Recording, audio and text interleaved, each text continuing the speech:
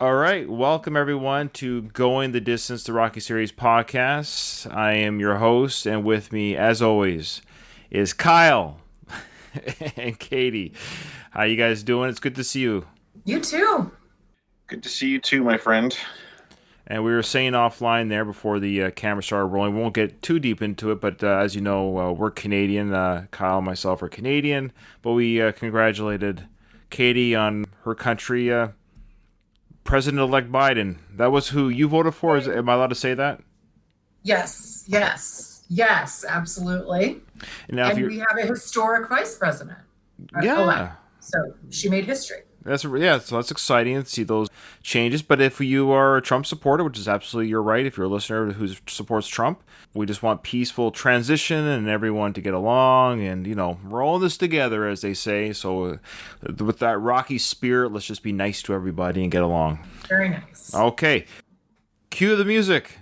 I close my eye, begin to pray, and tear of joy stream down my face with arms wide open under the sunlight. Welcome to this play. I show you every step with arms wide open. With arms wide open. All right. Tomorrow's or episode 11's is the worst one ever. It's horrible.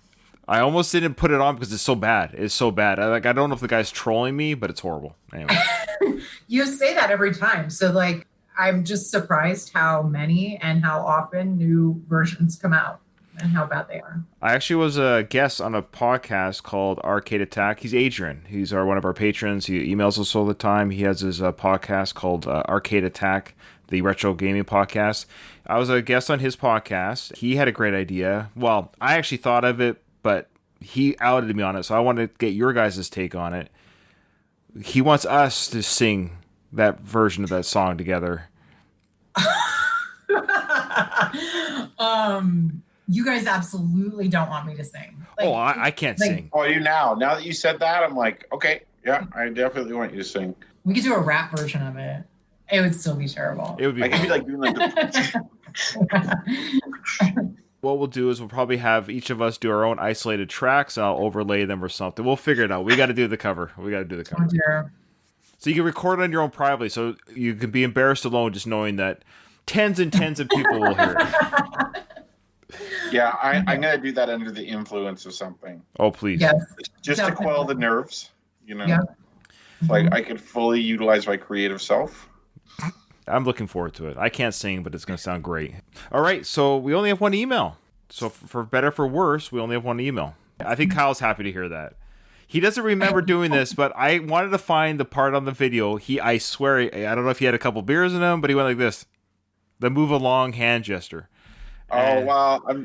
I'm sorry. It's okay. It's fine. It was just the last recording that we did. We just happened to have. It was just like for whatever reason. There were a lot. Yeah. Yeah. But this one's only one. That's how it goes. Ebbs and flows or peaks and valleys. Okay, so do you have that one ready to go? I sent it to you late there, Katie. I apologize.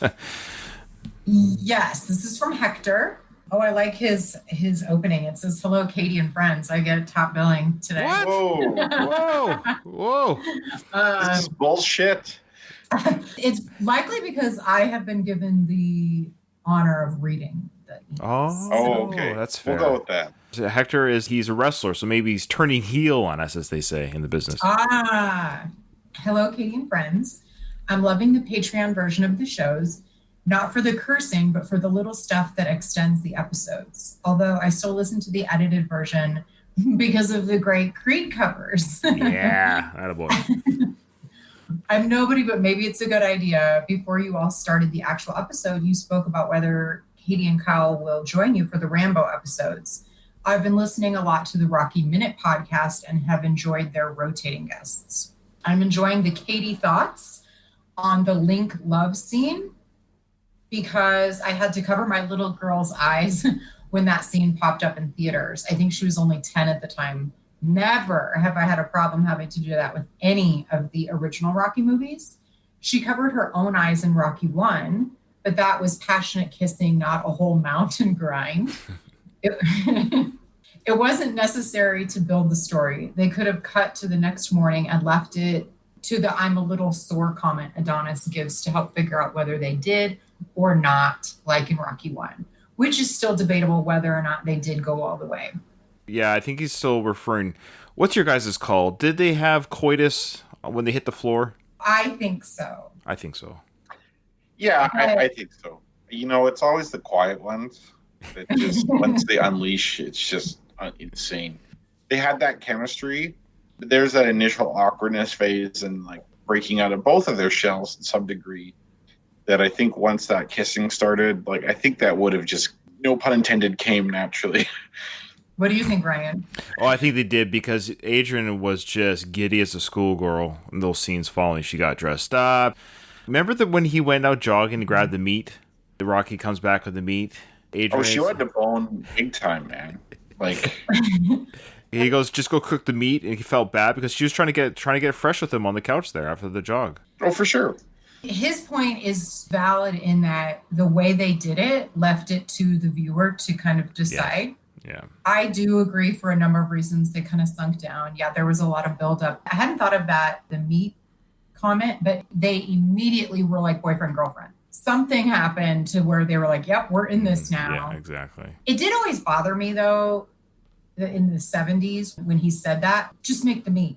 Don't tell me what to do. I'm not your little wifey. All of a sudden, like that always bothered me. The good old days. Oh, the good old days. Like, I'm not just going to wait on you, mister. But don't forget, he came over and apologized right away. Yeah, that's true. Hector brings up a good point about he actually, as a father, he felt the need to say, okay, this is a little bit much for my 10-year-old girl to watch on the big screen. There is something different about that scene. Do we know what it was rated? PG-13. Yeah. What were the other ones? Only one, and that was Rocky 5 because of the naked drawing. Oh, the other ones were just PG. Yes. There's no cursing in them, really, for the most part. The violence was like boxing violence, which is generally not considered the same as like other gore. Yeah. So yeah, like I think it would catch a PG rating even back then. All parents are different in the way they parent their kids and what they allow their kids to see. For a 10-year-old, I probably wouldn't have covered their eyes for that scene. It's your call as a parent. Yeah. I totally respect the fact that other parents would. To me, it's kind of a borderline type of thing. I have a 7-year-old girl. I might not let her see that, or might let it slide because she wouldn't really understand what it's about. But 10's kind of that weird age, or like they're old enough to know, but not really that mature either. It's not a good or bad parenting, whether you do or don't. It's just your call as a parent, what you want your kid. Yeah, totally. I always had the theory, and I'm sure you're the same way, Kyle, that you want to let your kids be as kids as long as they can. There's no rush. We're going to be adults for the rest of our life. Yeah, but it's interesting even as an adult. Like I know when I saw it watching it for this podcast, when I saw it in the theaters, I remember thinking, "Oh boy, this how far are we going to go?" I remember thinking that, like, how far are we going to go? So the fact that I even had that thought was the first time in the Rocky series. I think that's what Hector's saying. It's the first time we thought about a sex scene. The idea is how far are they going to push the PG-13? Like I had that thought seeing it for the first time. What if they just dry humped though? Do you mean clothes on? No, I mean, like, do you, because they did in the scene, do you mean, like, is that all that we as viewers were supposed to think that they did? No, they had coitus. I'm just joking. Yeah. Oh. So what we do know is Cuff and Link saw Adrian and Rocky have coitus, and Adonis and Bianca have coitus. Yeah. They were present for both. Yes, that's right. They've seen some stuff. And Paulie with his fertility magazines. Boy, have the times changed. The Rocky movies, even though there were love scenes, it was more innocent. It's a great email. He brings up another great subject here. That's why I wanted to. Yeah, he said it wasn't necessary to build the story. They could have cut to the next morning and left it to the "I'm a little sore" comment that Adonis gives to help figure out whether they did or not. Oh, then we talked about whether, like in Rocky 1, that it was debatable whether they went all the way. Last of all, that scene when it's revealed that Adonis is Apollo's son on TV. I can relate a little. My family and I come from a small town / village. My dad was well known. When the Civil War started, he was known even more. So much so that our family was almost eliminated during the Civil War. Wow. Without going into further details, he was, in a way, the town's Rambo. Depending on what side of the government you were on, he was either a hero or a villain. When I went back home over a decade later, I was told not to say who I was and to use my mom's maiden name. Walking along, a few men asked if I was Canales. Of course, by instinct, I said yes. The rest of my vacation, I had to stay at my uncle's house in a different town just to be safe. Wow. Anyway, loving it. Keep it up. Hope you guys are doing great. Live life, Hector Canales. Where's he from again? I can't remember. I think he's, correct me if I'm wrong, but I believe he's in California. Well, they didn't have a civil war. Civil War. He must. Well, he's from Mexico. Sorry, he's in California right now, but I think he's from Mexico. Yes. Oh. Did Mexico have a? I'm sorry if I'm ignorant here. Did Mexico? No, I don't. I know, for example, like a friend of mine's from El Salvador, Yeah. and they had a civil war. Recently. Within my lifetime. I didn't understand Mexico having a civil war per se. Like, I know they've had lots of conflict with the cartels and the military and stuff. Maybe it is South America. That's right. I guess that would make more sense because I don't think Mexico's had one for a while. For Central America. Yeah. Wow. Well, you'll have to let us know if you feel like sharing. I just sent him a message. We've talked on Twitter before, so I just sent him a message. Hey, where are you from? And he'll hear this conversation live. So that's crazy though. I mean, he does have a point with his dad being like the town's Rambo, and depending on which side you're on, that character, that you're either a hero or a villain.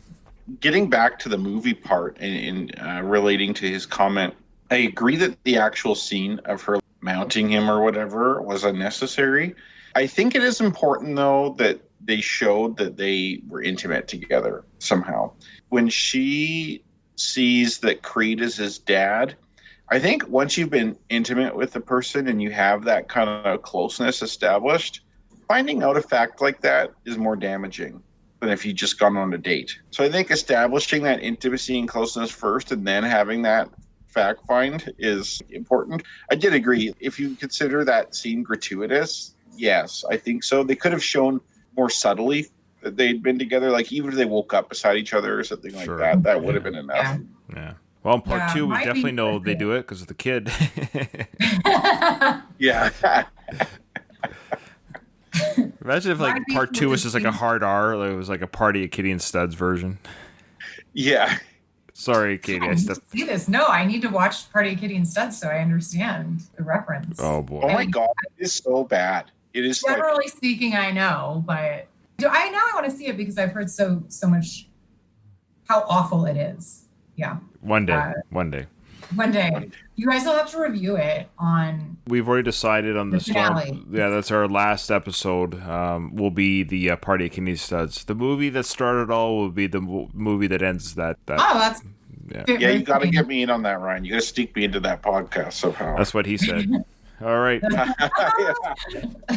Yeah, I'm waiting for Oscar.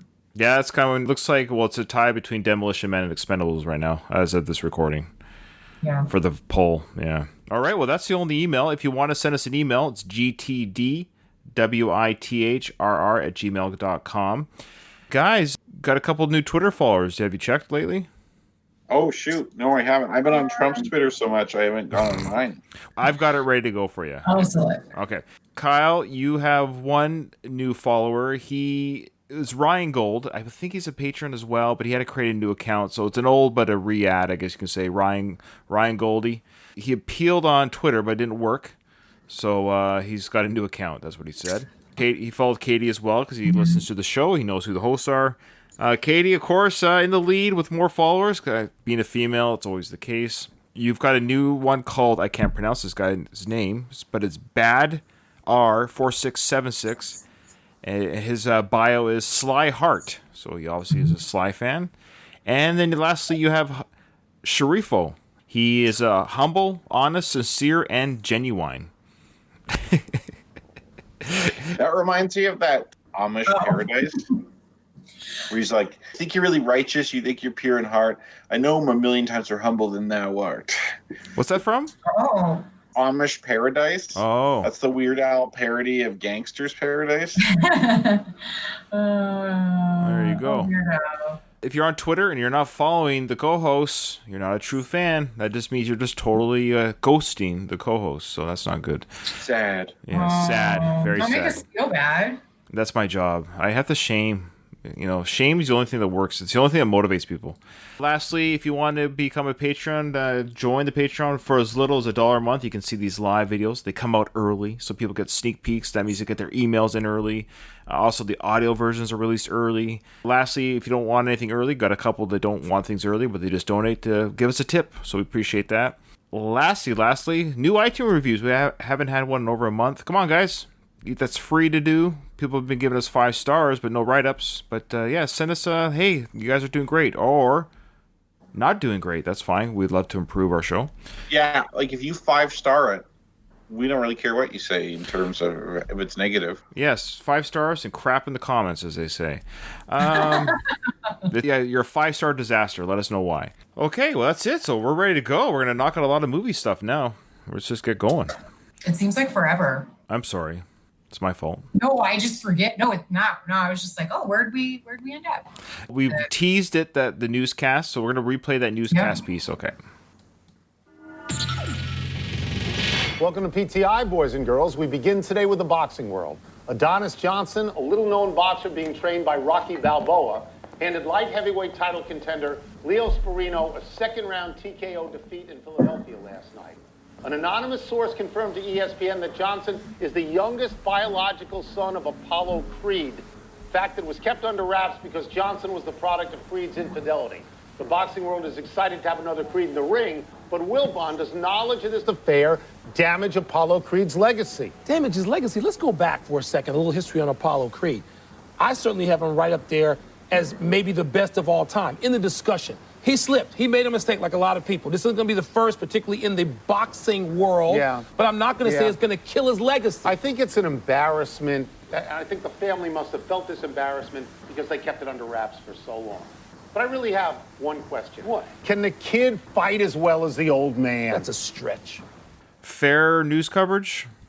Yeah, they didn't take any cheap shots, I don't think. Cheap shots, no. But I mean, I think it's ridiculous a little bit to bring up, does it damage his legacy? That's not surprising. I don't think athletes are really known for their fidelity. Yeah. So like big shocker there. Yeah, like he's like a lot of other boxers. It's not like it disqualifies him. I don't think it really hurts his legacy.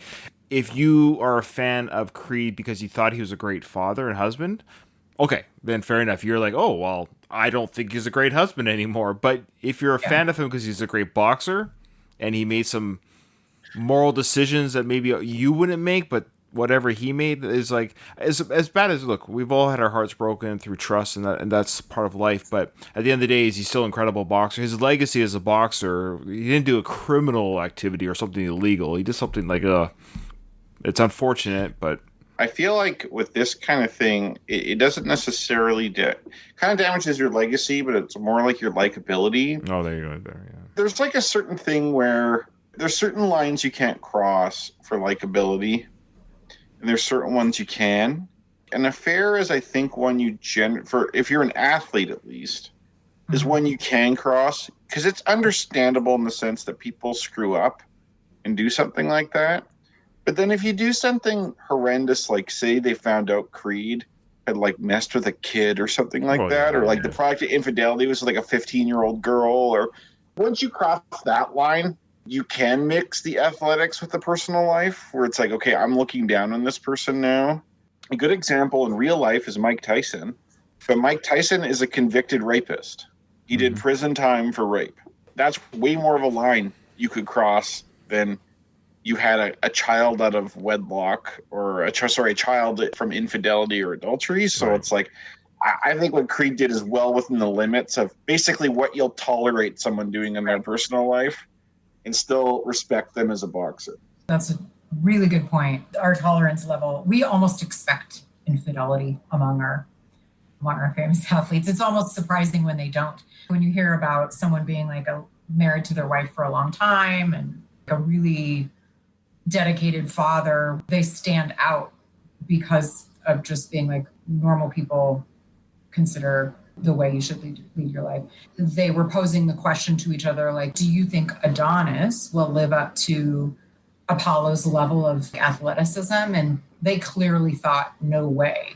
Well, that's a fair guess. I mean, Apollo in the Rock universe is the best there ever was. Yeah. He was a perfect fighter. So just to assume that a son will have that same, well, no, I have a few sons. None of them are exactly like me in any way. I mean, some of them are better at things than I'm at, or vice versa. So it's a weird assumption to assume that because I'm good at something, they will be too, or bad at something, they'll be as well. But there's the automatic comparison. Like now that they know that he's Apollo's son, it's like, oh, are you as good as your dad? And I think we all probably agree that he's not. No. All right, so now we're cutting to Liverpool, England. I found this on next payday. Check it out. Reed's son? Yeah. Are you kidding me? No. He's got one fight under his belt. Yeah, I know. But he's got Balboa in his corner. No one cares about Balboa anymore. Kid's here because of a name alone. You're gonna do it. This guy doesn't even deserve a shot. Listen to me, this is not a negotiation, all right? Now, you're the idiot that ran around Toxteth with a gun. Do you remember that? And you are the clown who couldn't control himself at a weigh-in and lost us millions in the process. Millions, okay? So look at it again. It's a pretty boy, Ricky Conlon, with, I guess, his manager, I presume. So basically what's happened, we're basically getting Rocky The Force Awakens. You know, it's a rehash of the original, an injured fighter. We have to get somebody on the ticket, on the card, to fight the champion. So the selling point is you got Creed's son, and you've got Rocky training Creed's son. It's the perfect to put butts in the seats. It is a great draw, and it makes sense, but Pretty Boy is against it. That's kind of the one difference between Rocky, the original film, and this, is because Creed was on board. Like, Creed's the one who pushed for Rocky Balboa to fight, whereas managers were like, what? In this case, it's the manager pushing it because it's the pragmatic solution. Here, you're going to make a few bucks so your kids are well off while you're sitting in the can for the next 7 years. It is weird that he's allowed to fight before going to jail. I guess that's what did he do again? He had a gun charge or something. Mm-hmm. Yeah, which if you're in America, you'd have been fine. Yeah, because he was in England.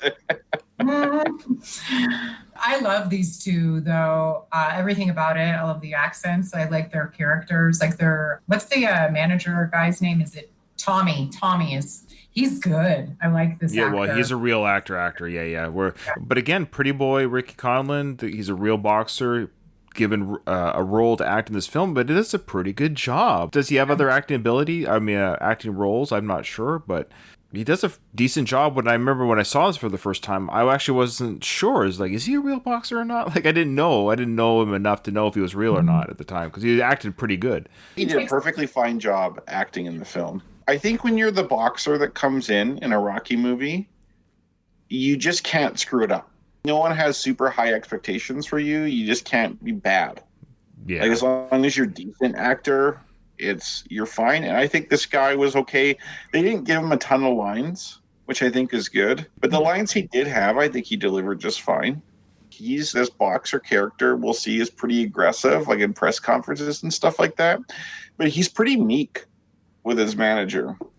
He pushes back a little bit, but that manager isn't taking any shit. He's like, no, you're doing this. This isn't an argument. This isn't a discussion.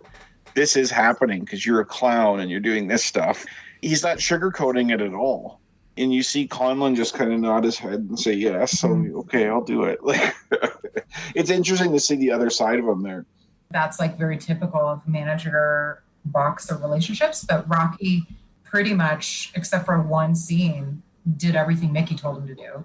It's like this father figure. Yeah. Yeah, it's the manager's job to keep him safe and healthy.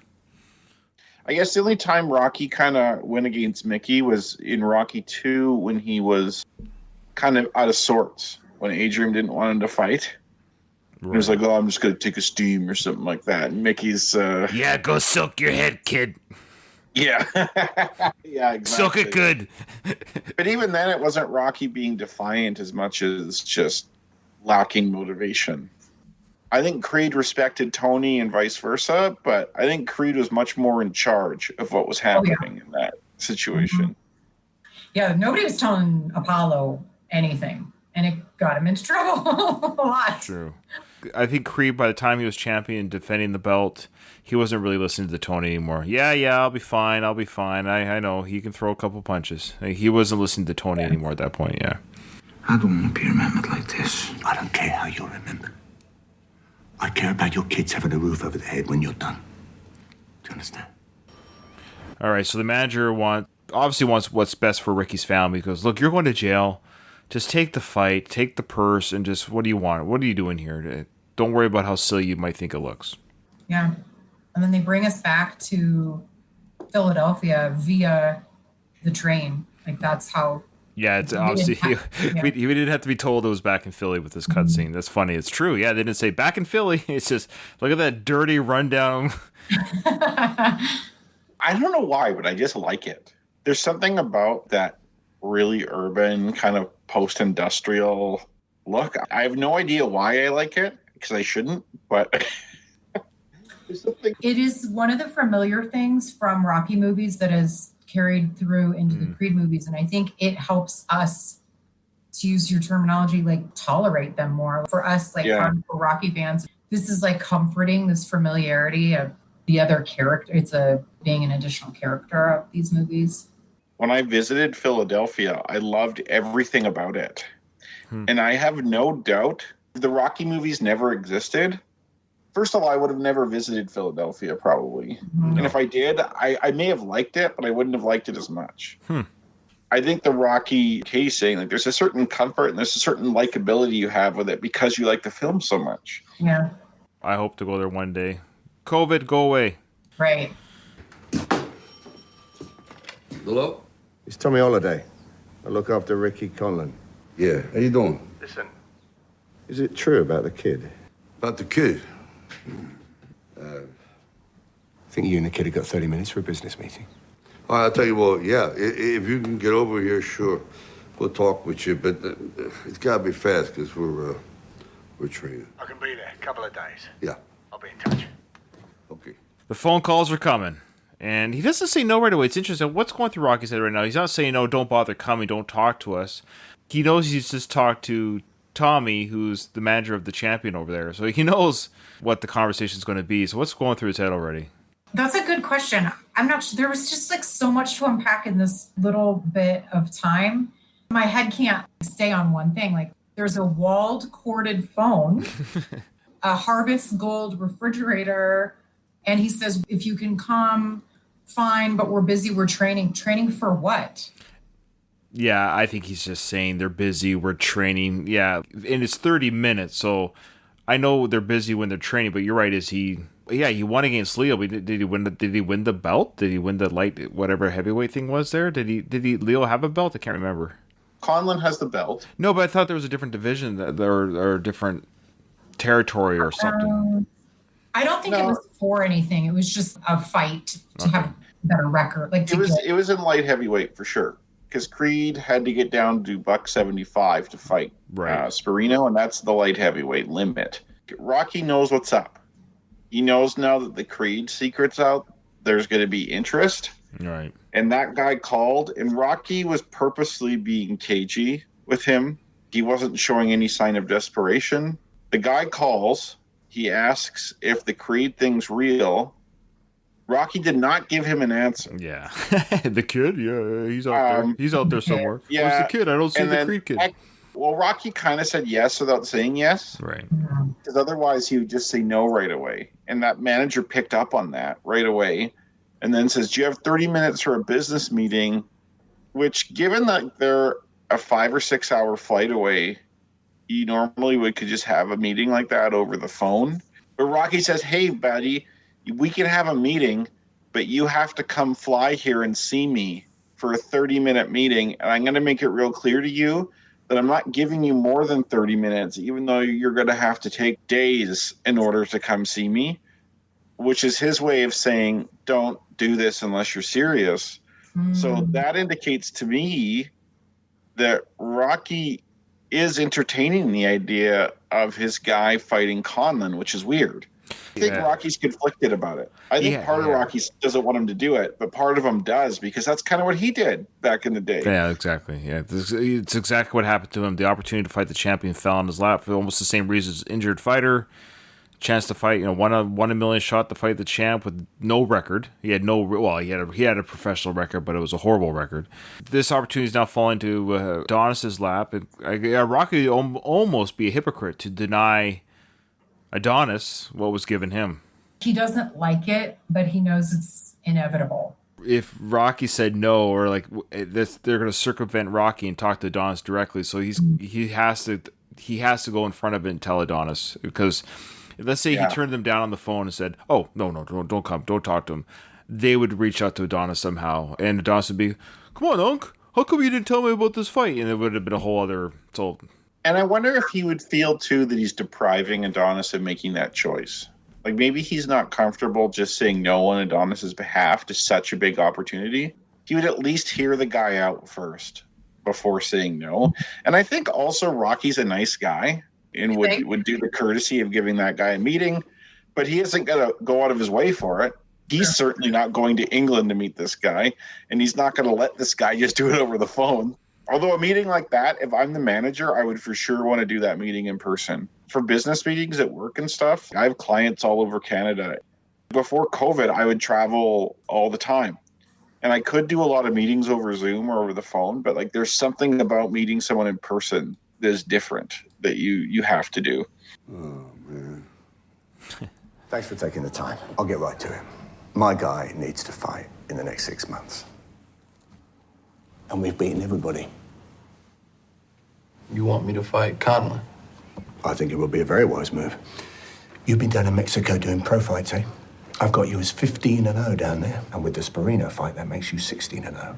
Now, nobody needs to know these fights are in some hole in the wall, do they? Hey? Think I'm ready? Donnie, this man came here because he knows you're a sure thing, right? It's a sure victory. That is not true. First off, this guy already knows that the first thing that people might say is he has no record. That's what Ricky Conlon brought up right away, 1-0. But this guy's done his homework. So somehow there is a record of Adonis fighting in Mexico. So those fights, though they might have been a hole in the wall in Mexico, they, I guess, count to some degree that he was able to find that record. So now he's trying to milk it by saying, "Oh, you're 16-0 now." I think he's showing off that like he knows his shit. He's serious. He's done his homework. What I love about this meeting is how upfront everyone is. Guess what? I need to do a fight to make some cash, and you're the Creed guy, so let's do this. I know people will think you're a bum, but don't worry. I've got around that. We can make you look 16-0, so you're good too. Let's do this. And then Rocky's up front saying, "You're going to get your ass kicked." I love it. No bullshit. It's just straight to the point. Why do you think Pretty Ricky Conlon's not there? And it's just Tommy Holiday, which is another fantastic name, by the way. Yeah. But it's just Tommy, not the actual fighter. Well, I wouldn't have the two of them there. All these fighters are like alpha male guys, right? It's got to get ugly fast. They're going to start insulting each other. Plus, Conlon doesn't actually want to do it, so he'll be like, "You're a bum, I'll knock you out." I would keep them separate for sure. But as opposed to just Tommy and Rocky having a meeting? That's probably the thing that would have happened. Like, it is weird that Adonis is there. The reason why I think Adonis is there, because it's a good question, why isn't Ricky there? And I think Kyle answered that correctly, that you just don't want to have that tension between the fighters. Like, we just have to have a business meeting without the drama. Because already you've got the one party. Basically, the one party's already said, "Yes, I'm going to fight this guy." So it's really up to Adonis to agree to it. And for him to agree to it, it might just be easier not having the guy there, not having in front of it, maybe being intimidating and what have you. We want him to agree to it. So the manager has to come in and be nice and calm, and this will be a great fight. Oh, it's not going to be a sure victory. You don't want to have him say it's not a sure victory while your champion's sitting right next to you. So you got to be able to say so you got to be able to say all these selling points, saying, "Oh, you never know, you might get that lucky shot and beat this guy right next to me." No. Good point. Yeah, I think that's 100% right. Plus, I think if I'm Ricky, I wouldn't go there because I would see that as beneath me. Like, I'm not coming down to Philadelphia to beg you to take a fight. Like, I'm the champ. You come to me. I don't come to you. Maybe he's on house arrest. All these That's are good. true. They might have seized his passport. That's right. It's a flight risk. Where the fight happens. I don't remember. Do they go to? Yeah, they do. They go to England for the fight. Yeah, the fight's in Liverpool. Yeah. Mm-hmm. Oh, that's right. He could be a flight risk. These are all great points. It could be a myriad of reasons why he's not. It actually makes more sense that he's not there. So there you go. Yeah, I actually think the flight risk. Like, I think everything Ryan said's true. I would also say the flight risk is almost a sure thing. I think we were overlooking it, and yeah, it's just a flight. He's not allowed to fly. That's funny. I keep forgetting he's going to jail. He'd be out now, right? When did Creed come out? 2015. How long was he in jail for? 7 years or 5? Just because you do a 7-year bid doesn't mean you'll do the whole 7. You can get let out on probation or something, so he'd be out by now, unless he was fighting in there all the time, which could be. Well, he did get out because he was on that reality show.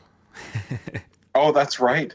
That is right. I forgot about that. And Adrian, he sent me a message, and he was dumbfounded, Kyle, that you watched that naked dating show. He couldn't believe you watched it. That I knew about it, or that I actually went through with watching it?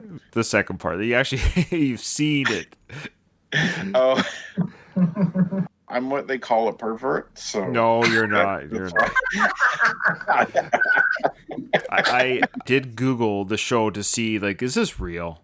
Is this real? And yeah, it's at the end of the day, it's just the human body. If you want to get down to brass tacks, like there's people that do nude paintings. It could be artistic, but yeah, they're standing there naked, having a discussion about the. Yeah, they're like let's evaluate one dick at a time, or like one vagina at a time. Fully exposed, but you get all shapes and sizes. I was impressed by it's not like it's just people. It's all shapes. It's normal people. Yeah, they'll usually have like one really big in there, but like the rest are pretty normal. Oh, my editing. Okay. Oh my God, what channel is this show? Honestly, Katie, you're best off looking for that show on. That's like the easiest way to find it. No, I actually. Because otherwise you have to pay to watch it. That seems like way too much work. I don't care that much. I went to Reddit, put it in. I forget what it's called again. What's it called again? Naked and Afraid or something? Naked Attraction. Oh, yeah. There's a subreddit for it, and people are like, "Hey, who was the girl? What episode was she on?" I'm like, "Okay." But anyways, it came with some pictures. People are like, "This is my favorite one." I'm like, "Okay." I got the point after about 3 threads. Yeah. I was like, okay. But yeah, there's a subreddit, so go there if you want to see it. Yeah, it is. So Rocket just says, "Yeah, it's a sure thing that your champ's going to win." Okay, listen. All right. This could be my guy's last fight. And I want to make it count. Now, on that note, we would need you to change your name to Creed. It's just a formality. And what if I say no? Then there's no fight. Without the name, there's no fight. It's a non-starter. Okay. Why don't you both take a day, talk about it, and we'll see what you say, okay? It's a good deal. Can't do it. All right. So I wish we were told how much he was offered. Yeah.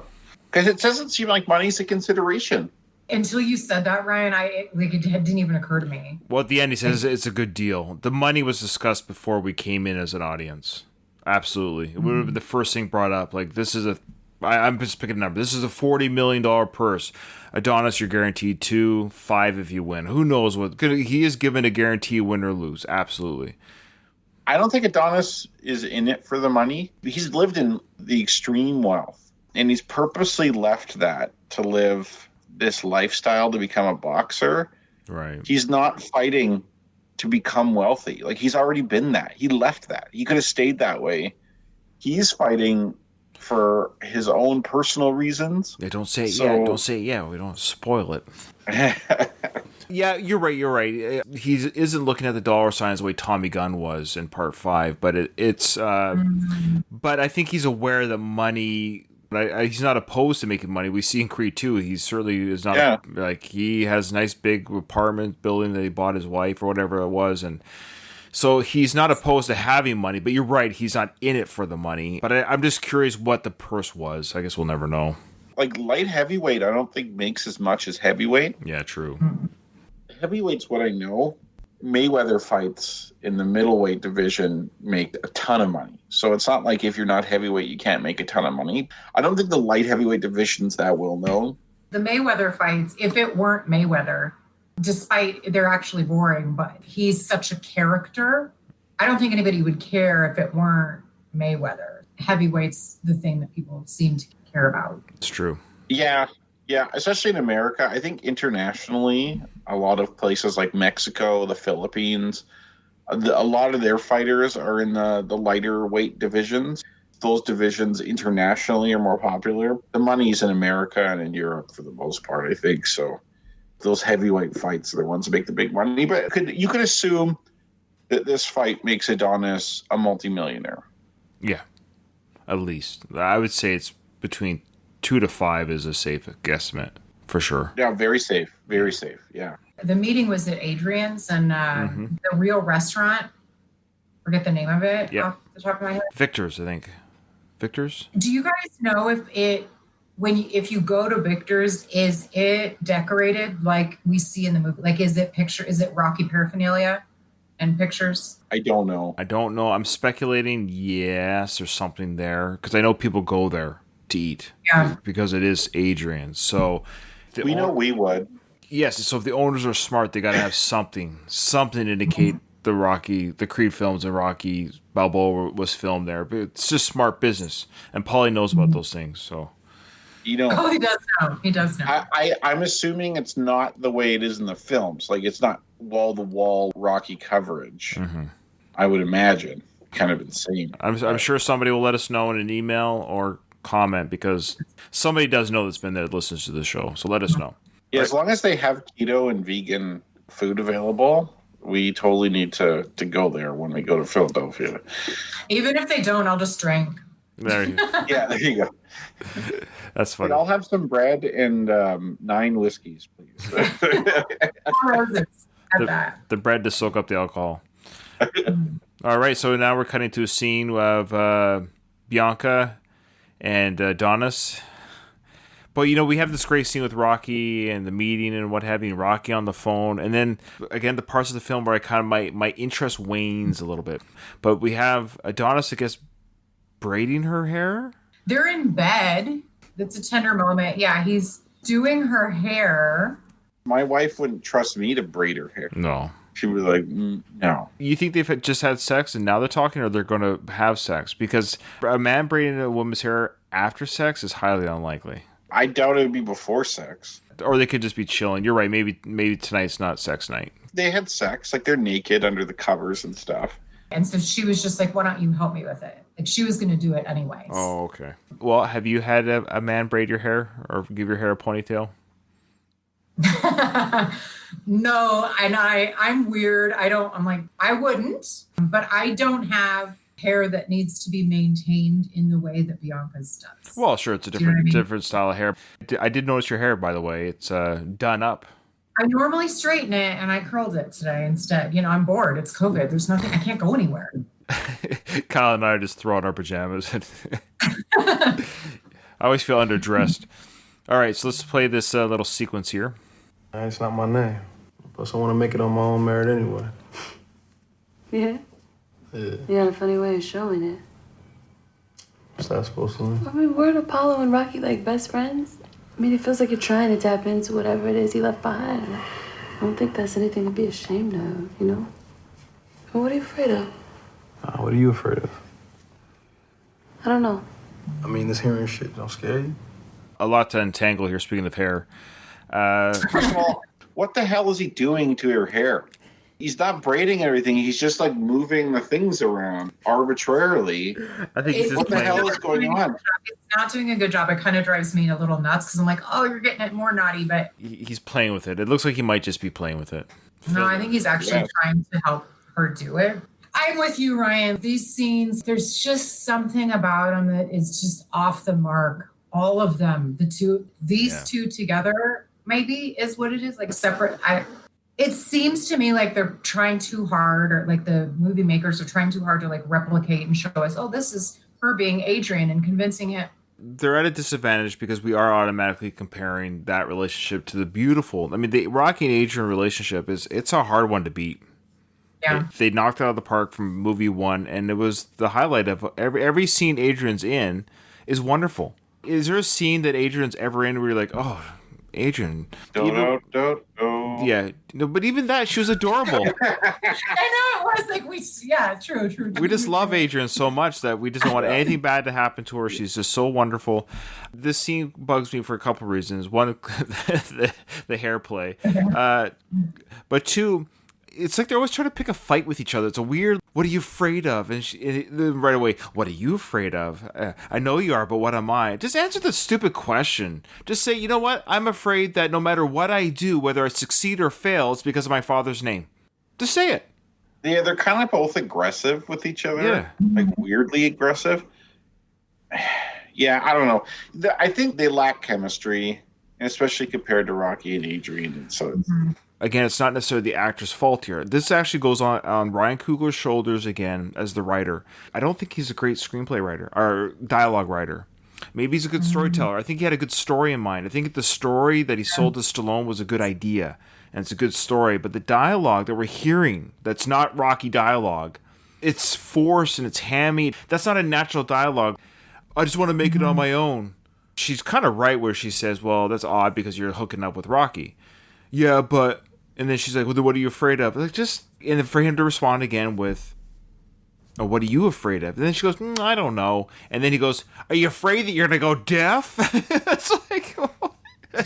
Yeah, but that is a fight technique people use, is they try and bring up another issue with another person or to point out apparent hypocrisy.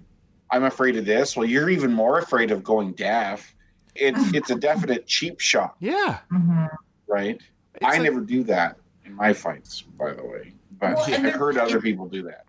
You'd never do that. They state the obvious, too. It's like, why do we have to have a 5-minute long scene? It's just unnecessary. I think it just eats time.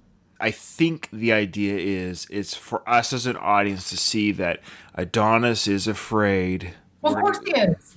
We're going to find out at the end. See, this is the thing, that he's carrying this beast, that he is something, and that's what he hasn't revealed yet, because that comes at the end of the fight that he tells Rocky, the big reveal. Could you imagine having that weight on you? That, like, you're Apollo Creed's kid? And all the expectations that come with that? Those sportscasters were talking about it right away. Yeah, like, can the kid fight like his old man? And if you take on the Creed name, you're basically all in and trying to be like your dad, right? And people are going to be accusing you of taking advantage of the name, and all this attention is going to come to you because of that name. Like, that's a big decision to change that name to Creed. I'd be very hesitant to do that if I were him. If I'm in his situation, I might do it, but I would really have to think about it first. It's fair that he doesn't want to take on the name, that he's hesitant. That's all fair, but it's just, again, the way it's written, the dialogue, and then they're forced fighting. Their forced fighting arguments is actually just annoying for me as a audience member to watch. I don't want to watch them talk about this stuff. Yeah, you don't really feel like invested in their relationship. Rocky and Adrian, that, like, the first Rocky film put a lot of time establishing Rocky and Adrian's relationship. You see Rocky come into the pet store and talk to her multiple times. You have the Thanksgiving, you have the date, you have the apartment scene. A huge part of that film is dedicated to Rocky and Adrian's relationship building up. And so when it does become a good relationship, there was like a solid foundation for that happening. Whereas in the Creed film, she has her music on too loud. He complains about it. Yeah. He comes down later. They go on a date and get some cheesesteaks. They kind of become boyfriend and girlfriend. He gets in a fight. Has the Spirino fight. And then she finds out that he's a Creed. There's not much to that. You're not invested in that relationship at all. And so it's like they're fighting and their stuff together doesn't mean the same thing as when Rocky and Adrian fight, because you feel like with Rocky and Adrian that you're like a part of that relationship. Because of the Rocky and Adrian buildup and relationship, most of us would probably categorize the first Rocky film as a love story more so than anything else. Not what this movie is. The story behind the movie is Adonis overcoming, it's about that. And so it does now feel forced. We have to have the Adrian character, and like it does feel forced on us because it's not a love story. Yeah, and it's like, okay, well, she's the new Adrian now. Because you see this as almost like a soft reboot of the Rocky film. And it's like, well, she's stepping in these huge shoes of Adrian, where they built it up the last film, and they didn't do it this film because they can't, because there's so much other shit they have to cram in, and it's not working. I always called it Creed: The Force Awakens. So yeah. I always know what happened eventually, so plan has always just been to do what I love for as long as I can. I think that's all we ever do, huh? You know? So, what are you afraid of? I'm afraid of taking on the name and losing. Call me a fraud. Fake Creed. What you think about what's true? You love to fight, right? Yeah, it makes you happy, right? Yeah. Yeah, and you are Apollo Creed's son, right? Yes. So then use the name. It's yours. That part ended okay with her saying, that was actually good dialogue there, for her saying, hey, you like to fight, you enjoy fighting, I don't mind that you fight. It only makes sense. If you enjoy fighting, then take that fighter's name. Just take it. Apollo Creed is your dad, so just take the name. She didn't really address his concern that much. Well, that was a plot point because he's hiding what he's afraid of. The concern he said was, I'm afraid of losing and being called like a fake Creed, basically embarrassing myself, setting myself up as a Creed and then losing and falling short. If he said that to me, I might say something along the lines of, okay, well, why are you doing this? Like, are you fighting to become just like your dad? Or are you fighting because you want to fight? Does it matter what other people think or what you think of yourself? Like, something along those lines. But she's just like, well, it's your dad's name. You could take it. Like, yeah, of course you can. Why are you afraid of losing, essentially, is what I would ask. I don't know. I'm kind of over this scene. They could have done it in half the time. Was there ever any doubt that he was going to do it and take and use the name? I don't know. I'm done with it. I almost would have preferred to have that kind of conversation between him and Marianne, where she gives him permission to use the name Creed. Ooh, that's a much better writing. That's a much better scene. Now he is a boxer, now that it's happening, and she tells him that, like, it doesn't matter if he loses or not. Like, this is who he is. He is a Creed, and he should do what he loves to do. Like, where she kind of comes around. You do see her come around at the end of the film, but that would have been a better opportunity for her. That would have been great, because for her to deliver that line in the way Felicia Rashad is able, she's a great actress, for her to say the line, because she said it before, you are your father's son. But now she could have turned that around and said, you are Apollo Creed's son. More of the supportive way. Do you think Apollo wasn't afraid to lose or something? You know what I mean? Like, yeah, she does, I think, say something along those lines later. We did kind of skip past when the sportscasters were talking. She was watching that. Yeah. And I wondered what you guys thought, what she was thinking. Was she concerned about, because they were like, oh, does this embarrass the family? Like, they didn't want this to come out. Do you think that that's more what she was concerned about? Or I think she was. I think, honestly, she's a very proper woman. She's of that demographic age group where, infidelity's never not been frowned upon, but it's just, she comes from that kind of proper upbringing type personality. For her to be outed as someone that was duped, it's embarrassing. Mm-hmm. But then it's sort of like, oh crap, she was trying to protect Adonis from all this life, this side of things. And now it seemed also like she had concern for her son. He's going down the same path, so she's like, oh, I'm gonna have to live this all over again. One of my favorite authors, one of my favorite thinkers, philosophers, of course I know you've heard of him, Kyle, Sam Harris. He has a book on lying, and I highly recommend this. But it's a very easy read. It's like 110 pages, 100 pages. It's basically like a long essay on lying. And he makes the argument that there's never a good time to lie. Not saying like, oh, I don't like that dress on you. You don't have to offer hurtful words, even though that might be your truth. But the point is, he makes the argument that you should never lie, ever, about anything. If you go back to the beginning of the film, when Marianne adopts Adonis, she should have just never made any bones about it. Like, you are Apollo's son. I am taking care of you out of the love that I have for my ex-husband. Yes, this is painful for me. Because by the time that he's like 10, 11, by the time he's 30, nobody cares anymore. It's old news.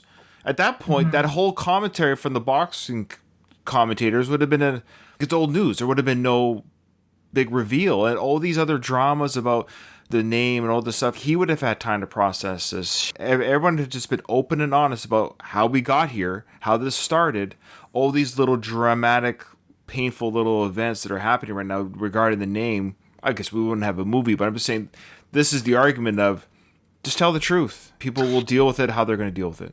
She didn't lie to him. No, but I mean to the world. To the world. They didn't need to have an announcement about it.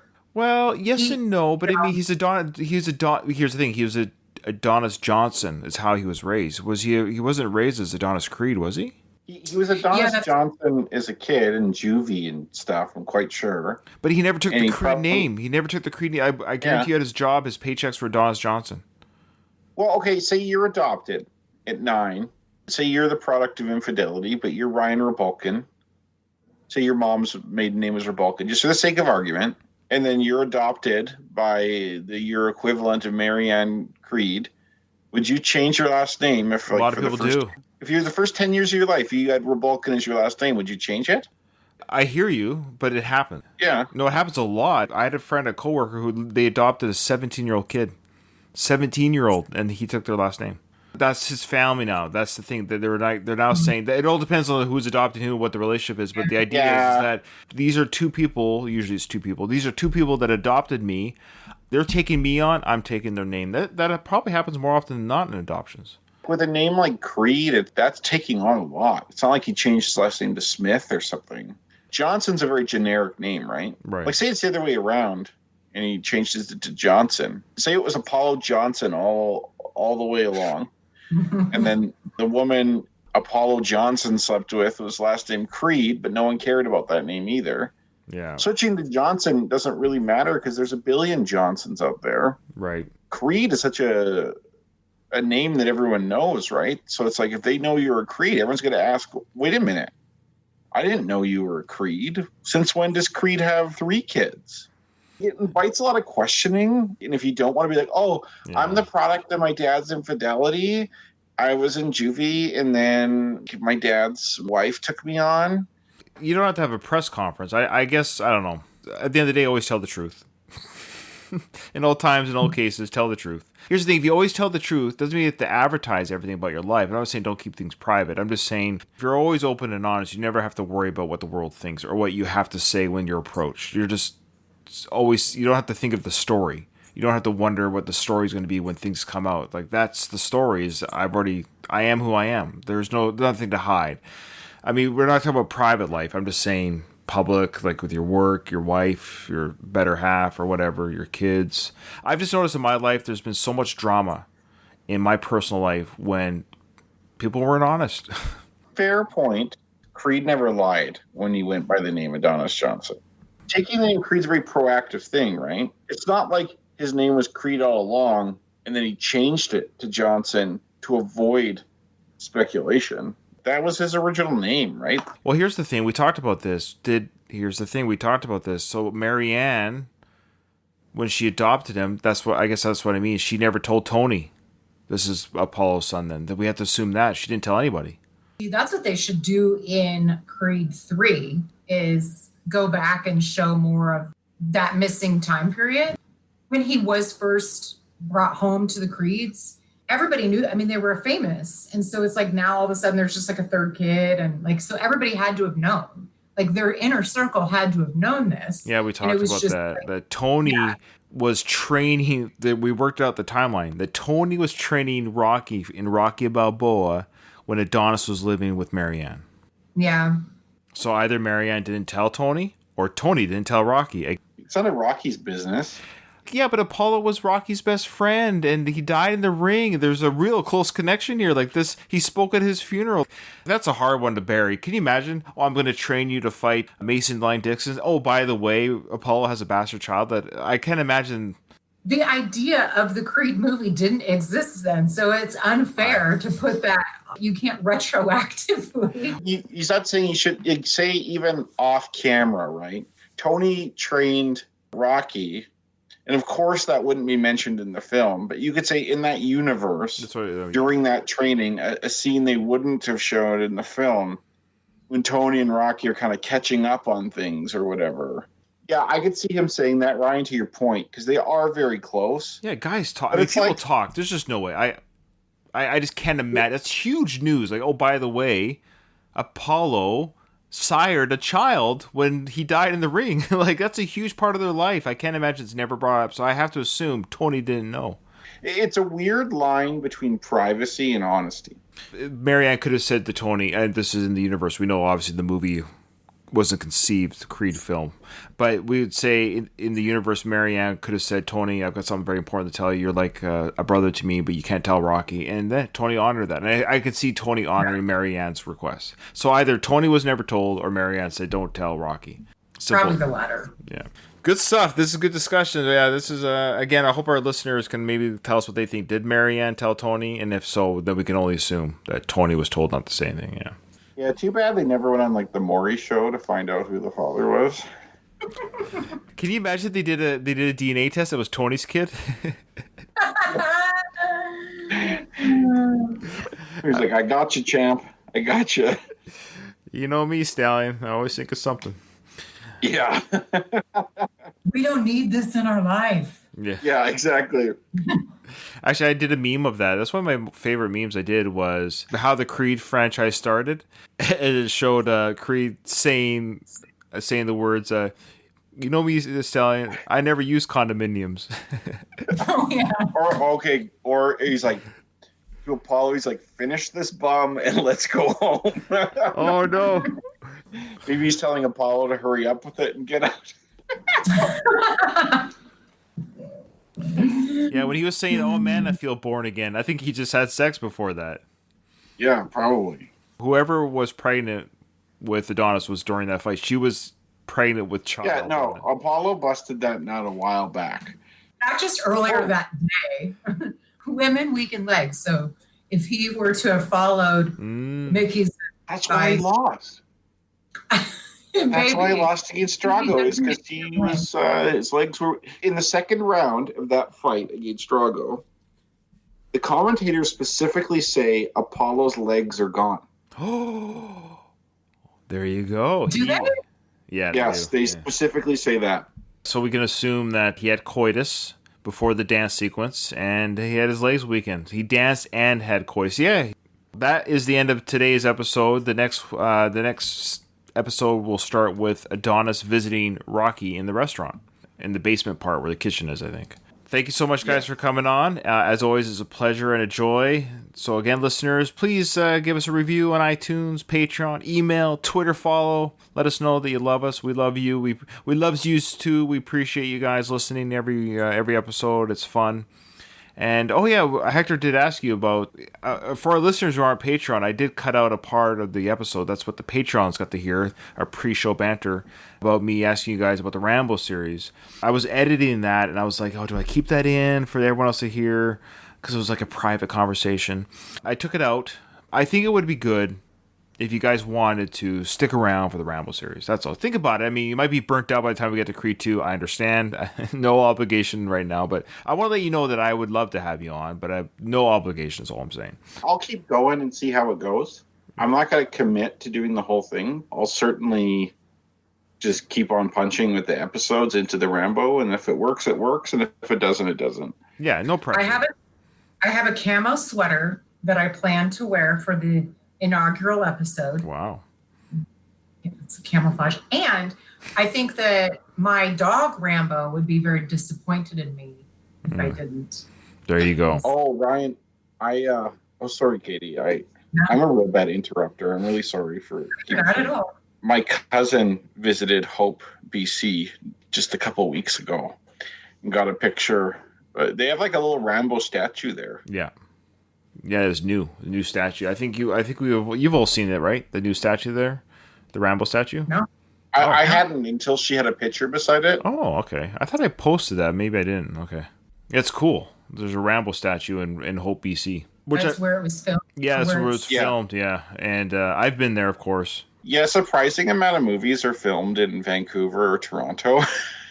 They would look just like American cities. They have better like tax laws or something. I wonder, like for better dollars, the state's dollars. You know, you get more bang for your buck. It's cheaper production, so it's just everything's cheaper to do all the same stuff in Canada that you do. And it looks like Toronto looks like any city in the States, right? So yeah. All right, guys. Well, it was Kyle took us out last time. So Katie, ding ding.